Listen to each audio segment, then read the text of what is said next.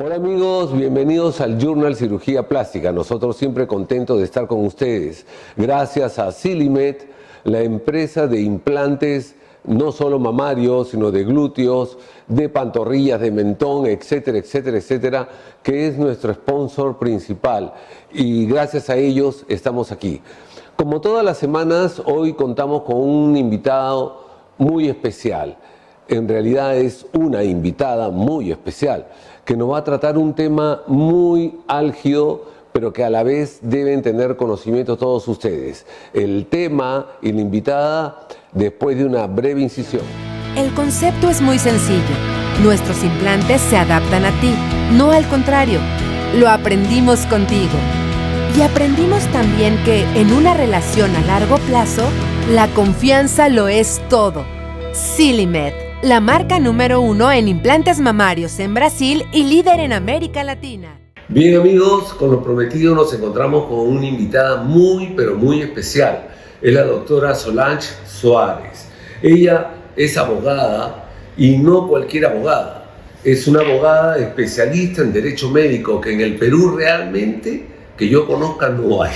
Entonces Solange es una de las abogadas capacitadas para hablarnos de este tema muy álgido de repente para algunos, pero muy importante a la vez, que es la prevención y el manejo de los conflictos legales en cirugía plástica, que también se dan en otras especialidades, pero vamos a tocar hoy día en cirugía plástica. ¿Qué tal, Solange? Gracias por venir. Contrario a usted, doctor Ormeño, por la invitación. Y quiero que nos hables, antes de entrar de lleno al tema, que nos cuentes un poco y al público cómo ha sido la evolución de estos conflictos legales a través de los últimos años. Bueno, yo considero que en estos últimos tiempos estamos viviendo mucha carga legal en cuanto en perjuicio al médico, porque los pacientes consideran que la protección que les da su salud a través del libro de reclamaciones hace que se distorsionen estos derechos y se conviertan ya no en un derecho como persona, sino en un derecho abusivo, ¿no? El cual hace que se esté viviendo pues tiempos donde el médico pasa a ser víctima, ¿no? Y esto lo estamos viendo últimamente por tres razones. Primero, que se está haciendo un tipo de extorsión vía WhatsApp. Y ojo que el Tribunal Constitucional ha sentado jurisprudencia de que los mecanismos y medios probatorios más importantes son los WhatsApps. Entonces yo considero que hay que tener mucho cuidado con los médicos que reciban el primer mensaje en no borrarlos, ¿no? Porque como les vuelvo a decir, el Tribunal Constitucional ha sentado jurisprudencia de que son los medios probatorios más importantes que acreditan, en este caso, dos delitos, ¿no? Uno es extorsión y otro es coacción, que está debidamente penado en nuestro sistema penal peruano. ¿Y por qué digo que hay que tener mucho cuidado con estas conversaciones? Porque últimamente me han estado llamando y me dicen: Solange, acabo de realizar una cirugía, ya pasó 2 meses en una rinoplastía, aún no se ve el resultado, porque el resultado se ve a partir del 3er mes, ¿no? Hasta el 6º mes el resultado final. Sin embargo, el paciente exige un resultado total, ¿no? Cuando eso no existe, ¿no? Uno de los mecanismos más importantes que tiene que tener mucho cuidado el médico es el consentimiento informado. No utilizar consentimientos informados generales, sino para cada tipo de cirugía, porque bien sabemos que las reacciones y las consecuencias de cada cirugía son muy distintas de manera singular. No podemos hablar de un resultado de una rinoplastía al igual que una abdominoplastía, al igual que una cirugía de párpados, ¿no? Son totalmente distintos estos tipos de cirugía, que también tienen un resultado, ¿no?, que va cambiando de acuerdo a la naturaleza de la cirugía. Entonces es muy importante que el médico tenga muy en cuenta tener un consentimiento informado bien amplio y también al mismo tiempo específico en cuanto a las consecuencias de los resultados. Eso es muy importante. Otro aspecto que es muy importante es que toda cirugía siempre sea llevada a cabo en un lugar que tenga pues las condiciones de clínica, ¿no? Que tenga su código RENIPRES. Este código RENIPRES solamente puede otorgar el Ministerio de Salud a través de la DISA, ¿no? Para evitar justamente que luego a futuro el médico pues sea extorsionado, ¿no? Porque a veces el paciente lo que busca es el más mínimo error en cuanto a la naturaleza del procedimiento o la parte administrativa para poder pues extorsionar luego al médico, ¿no? Y esto se está viendo mucho últimamente, inclusive hay pacientes que ahora buscan hacer una cirugía y le encuentran el más mínimo error para que luego el médico devuelva. ¿Cuál es el objetivo? Es hacerse operar de manera gratuita, ¿no? Y entonces el médico, sin saber, se hace improvisar, prefiere no tener problemas y lo que hace es pues acceder a una petición que definitivamente no es legal. Una pregunta, Solange, para empezar en un orden. Iniciaste en que, hablando del WhatsApp, Así es. ¿ha pasado alguna, o sea, en base a qué es oficial el tema del WhatsApp? Puede pasar de que, tú sabes que hay relaciones también de maritales que son medio complejas o familiares, puede uno utilizar el celular del otro y ser, por ejemplo, alguien que necesita dinero y quiere extorsionar y no es necesariamente la paciente, sino es el esposo, por decirte, y cogerle el celular y comenzar a escribir y a solicitar ciertas cosas que no son. ¿Se ha dado casos de que utilicen tu celular para hacer eso? No he visto mucho que se han dado ese tipo de casos, pero sí he visto bastantes mensajes que son tipo extorsionadores, ¿no? Por ejemplo, doctor, le habla a su paciente tal, no me ha gustado el resultado, por favor, de una vez hágame la devolución más mi indemnización por el daño psicológico que estoy pasando. Caso contrario, mañana estoy en los canales de televisión para dar a conocer qué clase de médico es usted, ¿no? Entonces, esa sola acción, si el médico no sabe cuáles son sus derechos, ¿no? Si el médico no tiene en cuenta que ese solo mensaje, ese contenido es un delito, obviamente se va a hacer sorprender. Entonces tienen que tener mucho cuidado. Por eso es que al inicio de esta entrevista les había dicho de que tengan mucho cuidado con los mensajes de WhatsApp. Si es posible, hay que imprimir, ¿no? Para que no se borre del equipo, ¿no? Ante una pérdida del celular. Entonces es muy importante. Y el otro aspecto muy importante también para evitar y sentar como prueba es hacer una carta notarial, ¿no? De respuesta, ¿no? Dando argumentos de que no estamos en la posición de someternos a este tipo de mensajes, ¿no? Que más bien lesiona el honor del médico, ¿no? Entonces es bueno siempre, muy importante es cuál es la primera respuesta que da el médico. Si ante la primera respuesta no pone su posición de hacerse respetar como profesional que es y como persona en cuanto a su dignidad, va a ser una consecuencia de muchos mensajes más a futuro, ¿no? Y esto se va a convertir no solamente en un chantaje, en una extorsión, sino que vamos a ir a otro escenario de dimes y diretes, y yo creo que como profesionales no estamos en ese tipo de conversaciones, ¿no? No tenemos por qué exponernos. Y mira, otra cosa interesante es qué tanta importancia podría tener, o sea, que el consentimiento informado, por más detallado que sea, milimetrado total, o sea, todo explicado, casi una Biblia del consentimiento informado.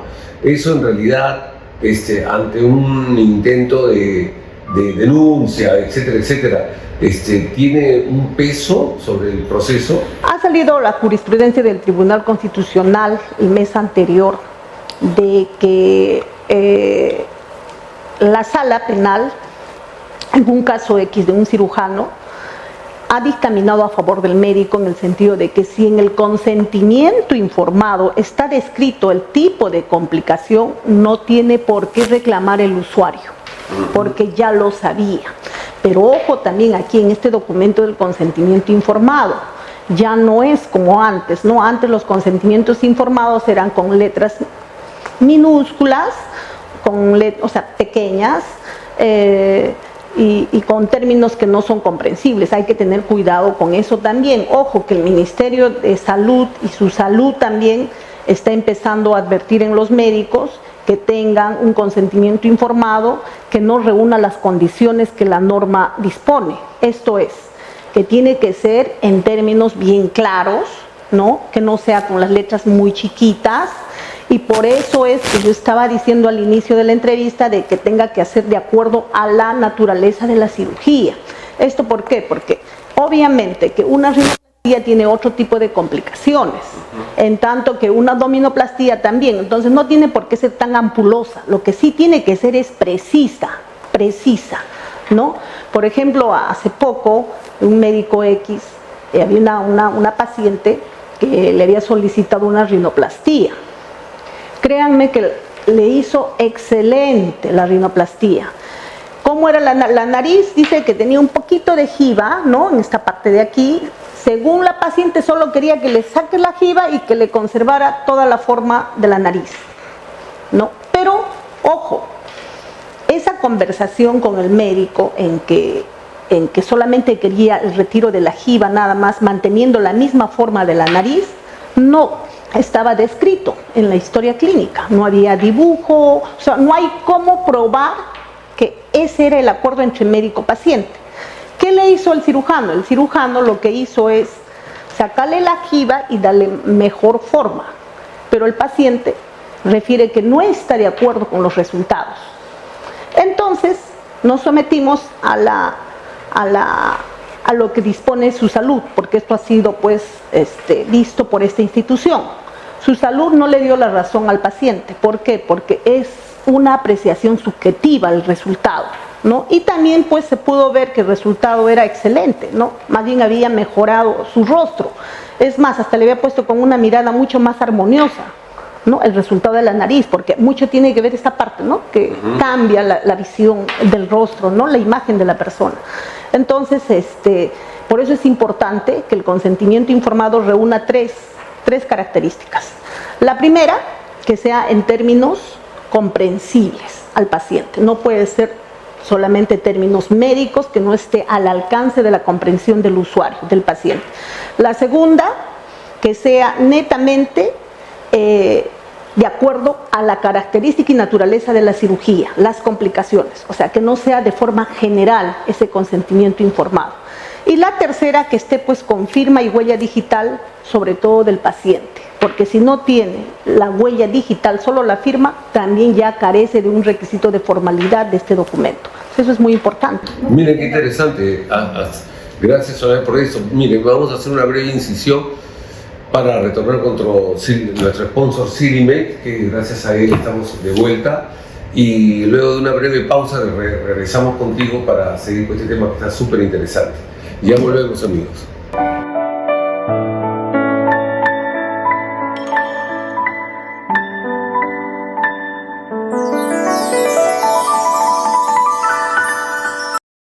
Bien, amigos, de vuelta en el programa con la doctora Solange Suárez, especialista en temas, en derecho médico, en realidad, tocando un tema álgido como la prevención y manejo de conflictos en cirugía plástica.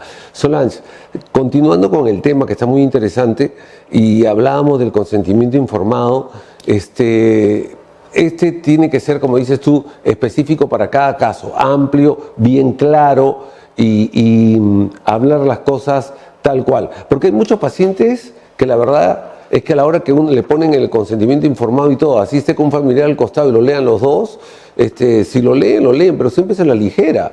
Y a veces yo le digo, lean con pausa, porque de repente me están regalando su auto y no se han dado cuenta. Entonces léanlo con calma. Pero ¿qué pasa si nos toca un paciente que ya fue lastimosamente tocado por las manos de una cosmiatra que intentó hacer una cosa, un médico que se dedica a la estética y es un médico general, etcétera, y viene y nos busca para arreglar el problema que tiene? ¿Qué hacemos? ¿Un consentimiento específico también? Tiene que existir de todas formas un consentimiento ya no específico, sino un consentimiento informado para una reoperación, ¿no? Porque si hablamos, por ejemplo, de una rinoplastía y es una segunda cirugía, hablamos de una rinoplastía secundaria, pero ese término es solamente más conocido para los médicos. Claro. En cambio, si ponemos un consentimiento informado para una reoperación, es importante que durante el contenido de este documento tenga que estar, si es posible, con letras negritas y en cursiva, bien resaltado, de que no se hacen responsables sobre el resultado final, teniendo en cuenta que el paciente ya ha sido intervenido por otro cirujano, por lo que no se compromete a dar un resultado al 100% que sea pues del agrado del paciente, ¿no? Entonces, eso es muy importante. Entonces, en realidad, un buen consentimiento informado para una reoperación. Para una reoperación, como para una operación primaria, digamos también, es importante que sea claro, bien especificado todo lo que pueda pasar o no pasar, y firmado y con huella dactilar. Entonces sí tiene una validez. Tiene una validez porque el Tribunal Constitucional ya sentó jurisprudencia de que dice que si el paciente ha firmado antes de la cirugía y ha tenido conocimiento respecto a las implicancias, consecuencias, complicaciones previamente y ha aceptado someterse igualmente a la cirugía, entonces pues ya queda exento de responsabilidad del médico, siempre y cuando esté descrita también la posible complicación. Por eso que es importante para cada cirugía la naturaleza de la complicación, ¿no? Por ejemplo, cuando hablamos de liposucción o de una abdominoplastía, ¿no? Es importante también poner que el médico no se hace responsable sobre la cicatriz que pueda generar, porque hay piel queloide, ¿no? Entonces eso es importante también, ¿no? Que esté descrito, porque muchos pacientes dicen, yo no sabía, mire, sí me ha dejado muy bonito el cuerpo, pero tengo una cicatriz feísima y que no me agrada, pero esto ya es reacción de la piel, ¿no? Del paciente. Entonces es bueno también que esté descrito en el consentimiento informado con relación a la cicatriz, al tipo de cicatriz que podría tener. Ahora te hago una pregunta, imaginémonos en este hipotético caso.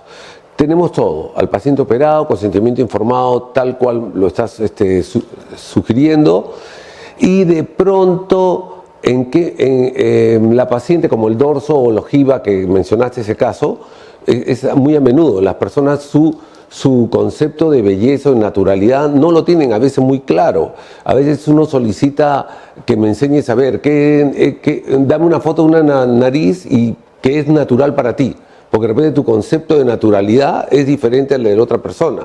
Si junto 10 personas, cada uno tiene un concepto de repente diferente sobre la misma nariz. Entonces, ¿qué pasa si en el WhatsApp, en qué momento el médico podría defenderse ante una extorsión cuando, sabiendo que ha firmado un documento, comience por WhatsApp a presionar al cirujano para que olvide todo ese tema del consentimiento y haga caso a lo que la paciente dice? ¿En qué momento, qué palabras o qué se puede considerar como una ya extorsión? Bueno, cuando ya son mensajes repetitivos, ¿no? Solicitando una cantidad pecuniaria, ¿no? Eso ya, ahí entramos ya a un campo del chantaje o de la extorsión, ¿no? Pero mientras no tenga ese contenido pecuniario, obviamente ya vamos manejando como si fuera una queja, ¿no? O una disconformidad por parte del paciente frente a los resultados. Pero si hay un contenido de mensaje donde describa ciertas cantidades de dinero, ahí es donde ya se convierte en el delito. Eso es por un lado. Por otro lado, es importante para el médico, y es muy importante esto, de que cuando está atendiendo al paciente por primera vez, es muy importante de preguntar al paciente, a ver, ¿qué esperas con tu cirugía? A ver, ¿cómo quisieras tener, qué cambio esperas? Esa pregunta es vital. Entonces, uno ya se va dando cuenta qué tipo de paciente es. Entonces, hay pacientes que dicen, bueno, yo espero pues cambiar mi nariz que sea como la de, no sé, de una actriz. Entonces, el médico ahí tiene que decir, no te va a quedar así. Tú tienes otro tipo de rostro. Entonces uno ya va analizando y estudiando el comportamiento de la persona, porque hay pacientes que creen que una cirugía les va a cambiar totalmente el rostro, y no es así, ¿no? Porque acá tiene que ver mucho la naturalidad del rostro, los ojos, el tipo de piel, el tipo de color. Entonces son muchas características de cada persona que va a definir en el resultado, ¿no es cierto? Entonces por eso es una de las preguntas cruciales que yo aconsejaría es siempre preguntar: ¿qué esperas con esta cirugía? ¿Qué pasaría si no quedas como lo que estás pensando, como esta actriz? Entonces hay personas que dicen: ah, no, si yo no quedo así hasta me mataría. Ah, no, ya son personas problemáticas. Entonces uno va analizando en la primera consulta. Por eso es muy importante también que en la primera consulta, si es posible, cuando uno atiende a 5 o 6 pacientes, anoten, ¿no?, en la historia clínica: paciente refiere esto, paciente tal. Entonces analizar bien si es candidata o no para el médico. Ahora, ¿qué no pasa? Porque a veces por un solo caso echa a perder todo el prestigio del médico. No, y te cuento porque tengo uno del primer programa en esa nueva temporada del Journal. Nuestro invitado mencionaba que tenía una larga consulta para un caso de rinoplastía, que opera muchas rinoplastías. Pero él, en este caso es diferente. Por ejemplo, llegaba una paciente joven, ¿no? 18 años puede ser, y la mamá es la que la lleva a que se opere la nariz. Entonces a veces veo mucha crueldad entre la relación madre-hija, ¿no? A veces hay chicas que vienen y dicen: no tienen claro lo que quieren, pero la mamá sí lo tiene más que claro. Entonces agarra, y el doctor nos contaba como anécdota que le decía: bueno, doctor, ya entendimos todo, pero va a quedar perfecto, ¿no? Y volví a explicarle a él que esto es esto. Entonces, al rato volví a decirle: ya, doctor, lo entendí, pero quedará perfecto, ¿no? Entonces seguí hablándole, me dice: cuando escucho el tercer perfecto ya me asusto, porque ya no es la paciente que no habla, está muda, y es la mamá la que es el parlante de la hija. Entonces, ¿qué sucede? Me dice: yo ya comienzo a pensar en que voy a tener problemas, porque la perfección no existe. O sea, entonces, como él lo comentaba, si el ser humano no es perfecto, nunca va a salir de nosotros algo perfecto, pues no somos dioses. Entonces, y tampoco ponerle una nariz de otra cara a una paciente. Entonces, enseñarle bien qué es la naturalidad, como mencionaste bien, ver toda la fisonomía del rostro, mentón, pómulos, etcétera, separación de ojos. Pero dime, entonces, la novedad, esto del Tribunal Constitucional, ¿desde cuándo se ha aceptado? Porque hasta hace unos años, si hablamos de 5 o 10 años atrás, creo que las redes no eran tan importantes. Claro, esto de las redes sociales, esto del tribunal ha salido más o menos hace unos 5 años atrás, donde se habla de que los mensajes WhatsApp son los medios probatorios que son los más fehacientes para la decisión de un juez. Es un ejemplo, es todos los escándalos que vemos a diario por la política y sus WhatsApp. Entonces sí tiene un peso legal. Bastante. Hay que tener mucho cuidado con eso y guardar todo ese material. Lo que también es importante, si por ejemplo un profesional médico está siendo desprestigiado a través de las redes sociales, ¿no?, por Instagram, por Facebook, ahí sí hay que tener un poquito de cuidado, porque si uno quiere probar que está siendo desprestigiado por el paciente, porque es importante dar a conocer al magistrado, al juez, cuál es la prueba que tiene. Entonces, por ejemplo, cuando es por las redes sociales, ojo, el Tribunal Constitucional también ha sentado esto, debe estar debidamente fedateado por un notario. ¿Cómo es? Ir a la notaría y gestionar y decir: mire, señor, he abierto ahorita el correo y está apareciendo mi nombre, están contando una historia y dice que yo he desfigurado el rostro a tal persona. Por favor, hágame la legalización de esto que se está viendo con fecha y hora. Solo así tiene validez, si no, no tiene validez. Solamente es una historia. Ya, te pongo un ejemplo saliendo de la cirugía, ¿ya? A ver qué pasa en este caso, saliéndonos un poco de la medicina. No hace mucho ha pasado en las redes sociales justo que alguien en un club al que pertenezco hace un comentario que parecía difamatorio acerca de un par de socios que decían, alguien decía: qué lindos caballos han llegado al club, por decirte, ¿no? Qué lindos caballos, qué lujo de traer ese caballo. Y alguien que tiene conflictos con el club ya entra y hace un comentario que dice: sí, puede que sea lavado de activos, lavado de dinero, porque eso no creo, que no sé cuánto. O sea, ya eso difamatorio en otro nivel también lo podría considerar ante un tribunal como un intento de difamación. Pero dependiendo, es solamente un comentario, está sentado en un documento, está a través de un WhatsApp, como que... En un comentario de redes, de Facebook, una de esas cosas. Entonces ahí es muy importante que el notario dé la legalización de esa información. Claro, para presentar. Si es que no da esa legalización, el notario no sirve, es solamente historia, porque tiene que estar a través del notario, ¿no?, la legalización de la fecha, la hora, la procedencia de ese comentario. Una copia de esa imagen, de ese comentario. Pero es que el único que podría dar esa validez es el notario. Claro. No hay otra forma. No, en este caso fue así. Fue llevado al notario y se le ha mandado una carta notarial y etcétera, para empezar. Solange, dinos, tú debes tener miles de anécdotas, miles, pero miles. Y eres una abogada que te felicito, que eres muy exitosa en esto. Y como te digo, cuéntanos un caso especial como para que lo puedas advertir a nosotros o aconsejarnos a nosotros, fuera del consentimiento informado. ¿Tomas en cuenta en el consentimiento informado, como hacen en los hospitales, siempre la firma también de un testigo, por ejemplo, al paralelo, o basta con la firma y huella dactilar del paciente?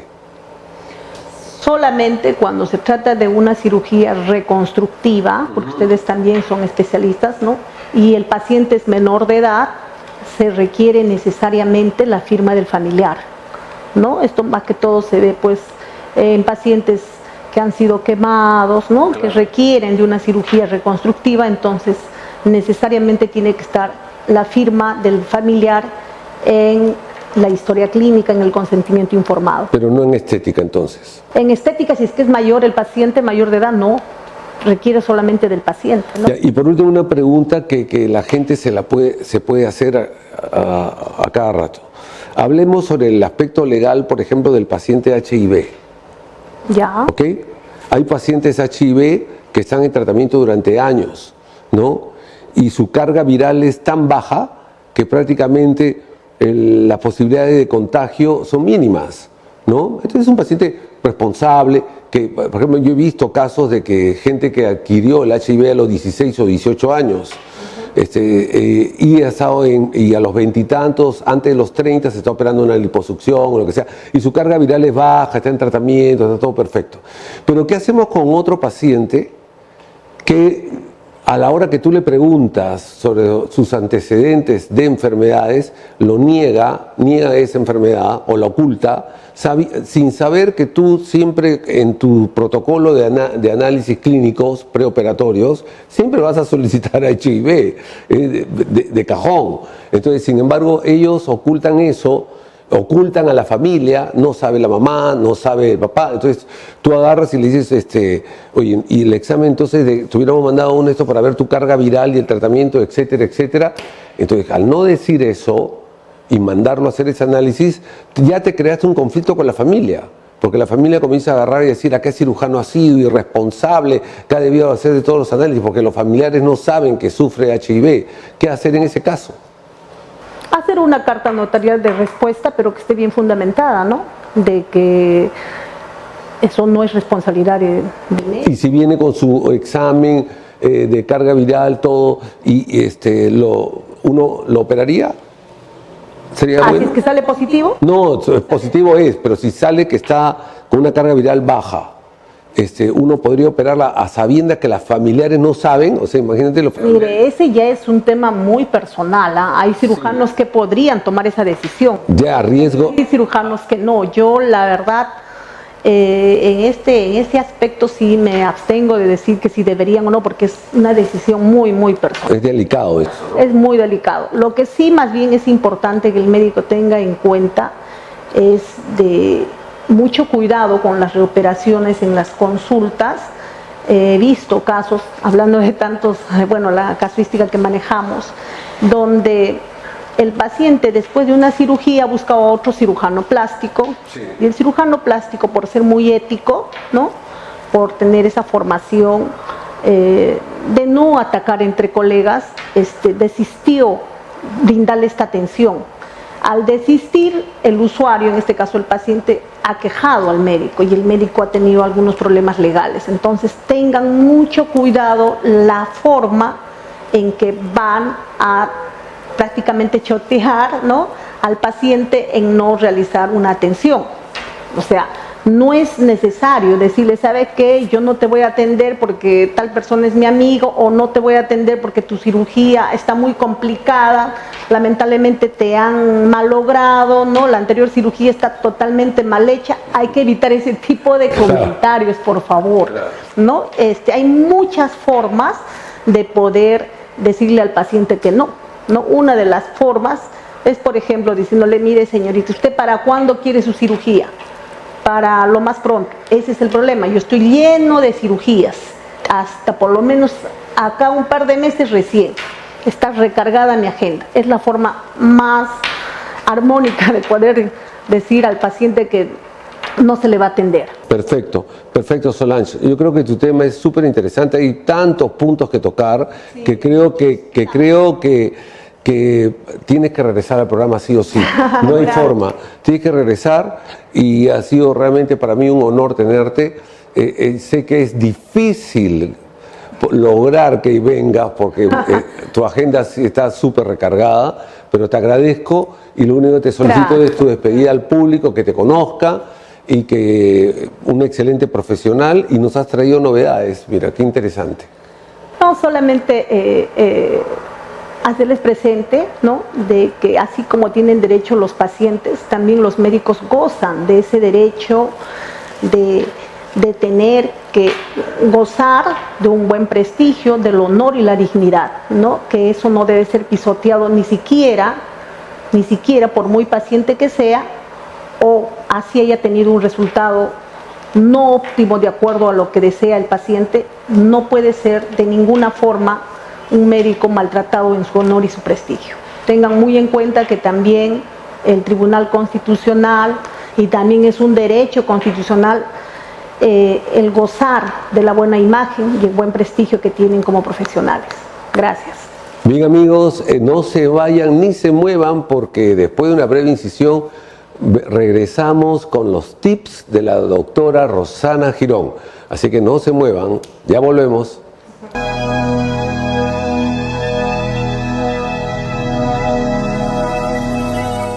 Hola, soy la doctora Rosana Girón, cirujana plástica, y estamos en el momento de los tips de la doctora Girón.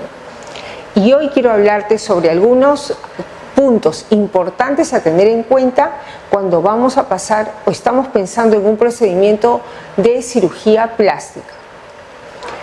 Tip número 1. La importancia de la consulta médica es vital, pues es el momento en el que vas a conocer al médico, que obviamente ya ha sido evaluado y que sabemos de su formalidad y de que pertenece a las sociedades científicas que respaldan su trabajo. Es importante entender la explicación que nos dé el médico y asegurarnos de que él está entendiendo el requerimiento y la necesidad que tú quieres solucionar a través de esa cirugía. Tip número 2, asegurarnos de que el procedimiento va a ser realizado en una clínica que cuente con todo el respaldo legal y las evaluaciones que aseguren que tienen todos los medios para evitar cualquier riesgo o accidente. Tip número 3, el consentimiento informado es un documento de vital importancia, pues está claramente especificado el desarrollo del proceso quirúrgico, las posibles complicaciones, incluso la evolución de la cicatriz. Leer el consentimiento y pedir una explicación clara de lo que ahí está contemplado es muy importante antes de firmarlo. Y debe ir además con la huella digital, y si es necesario, porque el paciente es un menor de edad, por el padre o apoderado, que se hace responsable de esta persona. Y finalmente el tip número 4, recordar que el WhatsApp es un medio de comunicación válido, que es importante que ustedes respondan a nuestro requerimiento por WhatsApp, y nosotros también estar pendientes de poder atender las dudas e inquietudes que ustedes nos hagan, porque puede convertirse en un determinado momento en un medio probatorio de la relación médico-paciente y de todo el fluir de este procedimiento quirúrgico. Por lo tanto, una cirugía si bien sea estética o de cualquier orden, es un acto médico que merece todas las consideraciones y el cuidado del caso. Soy la doctora Rosana Girón y recuerden que aquí estamos en los tips de la doctora Rosana para absolver cualquier duda e inquietud que ustedes tengan. Gracias.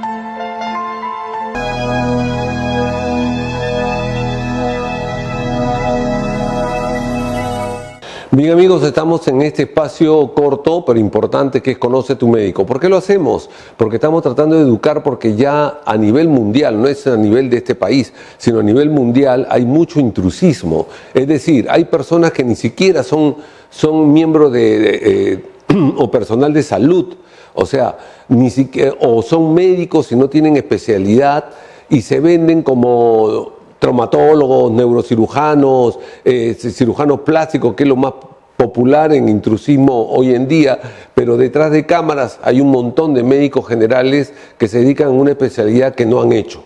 Entonces, Conoce tu Médico, vamos a poner como ejemplo a mi persona en este caso, y simplemente se van a Google y buscan Colegio Médico del Perú, o que va a salir el banner exacto de la página que figura, CMP, Colegio Médico del Perú, y colocan, si conocen el apellido del médico que le va a hacer un tratamiento, así sea un ácido hialurónico o una operación, van a saber si realmente es especialista y si está recertificado. Entonces ponen el nombre o el apellido o el número de colegiatura del Colegio Médico del Perú, o pueden poner el RNE, que es el Registro Nacional de Especialistas. En pantalla van colocando, como en este caso, pueden poner Ormeño. Si yo les di una tarjeta, Ormeño Valdizán Ricardo, sale todos mis datos. Pero hay médicos o centros de estética que no colocan tarjeta y media, sino simplemente del centro. Entonces ustedes ni saben quién es el que le va a poner tal producto o hacerle una pequeña intervención, ¿no?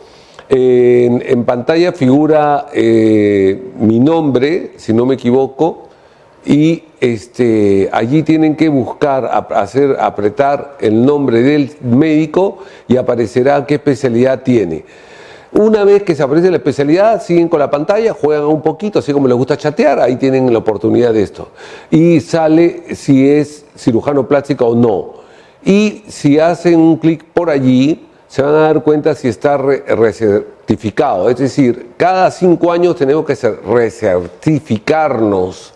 Es decir, estar actualizados en cursos, congresos, etcétera, etcétera, para estar al día en todas las técnicas que hay en el mundo. Entonces es un cirujano, por ejemplo en mi caso creo, si mal no me equivoco, ya me toca mayo de 2023 entrar en el proceso de certificación. Esto es muy importante, amigos, que lo hagan. Me sorprende que hay muchas personas que vienen y me dicen, pero es plástico el que leo, pero no sé. Pero quién le puso las dos, no sé. Así que esto es educativo y espero que lo sepan aprovechar. Es por su bien. Nos vemos. Gracias.